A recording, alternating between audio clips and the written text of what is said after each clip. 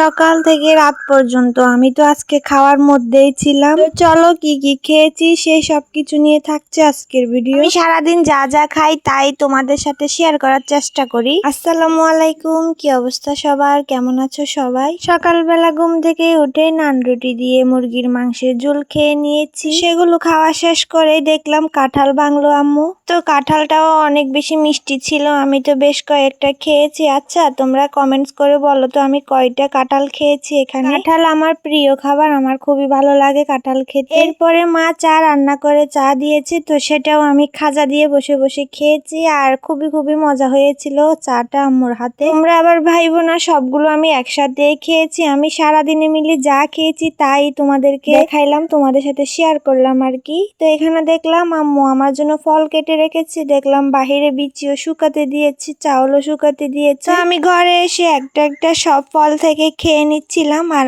আমগুলো অনেক বেশি মিষ্টি ছিল, এত পরিমাণে ভালো লাগতেছিল। আমি একা খাইনি ভাই, আমার মারেও দিয়েছি। আমি কোনো খাবার একা খাই না, সব খাবার থেকে আমার আম্মুকে একটু একটু করে খাওয়ানোর চেষ্টা করি। যদি আম্মু না খায় তারপরে আমি খাই। তো এর মাঝে একটা কলাও খেয়ে নিয়েছি, আর কলাটাও বেশ ভালো ছিল খেতে। এরপর আমি আবারও আম খেয়েছি। বাসা থেকে তো আম একদম শেষই হচ্ছে না, সারাদিনই আমের উপরে থাকতে হয়। তো আমি এখানে আমার খাওয়া শেষ করে গরুকে গরুর খাবার দিয়ে আসলাম। আমি একা খাইনি, গরুকেও দিয়েছি দেখো। এরপর দুপুরে দেখলাম মা মুরগির হাত পা দিয়ে আলু আর পটল দিয়ে রান্না করছে, তো আমাদেরকেও ডাকছে সবাই মিলে খাওয়ার জন্য। এখানে আমাদের পিচ্চি সদস্যরাও আছে, আর আমি তো আরেক পিচ্চি যাকে আমার আম্মু হাতে ধরে খাওয়াই দেয়। প্রথমে আমাদের ছোট পিচ্চিটাকে খাওয়াই দিল, আরো অনেক বেশি অসুস্থ, গায়ে প্রচুর পরিমাণে জ্বর। এরপরে আমি বড় পিচ্চিটাকেও আম্মু খাওয়াই দিল। এরপরে আমাদের সেকেন্ড পিচ্চি আরেকটা আছে, ওইটারে মুরগির পা দিয়েছে। সে আবার ভাত খায় না, কারণ সে ভাত খেলে মোটা হয়ে যাবে, কারণে ও ভাত খেতে চায় না। তো আম্মুর হাতে তরকারিটা বেশ মজার হয়েছে। আর এখানে ও দাঁড়ায়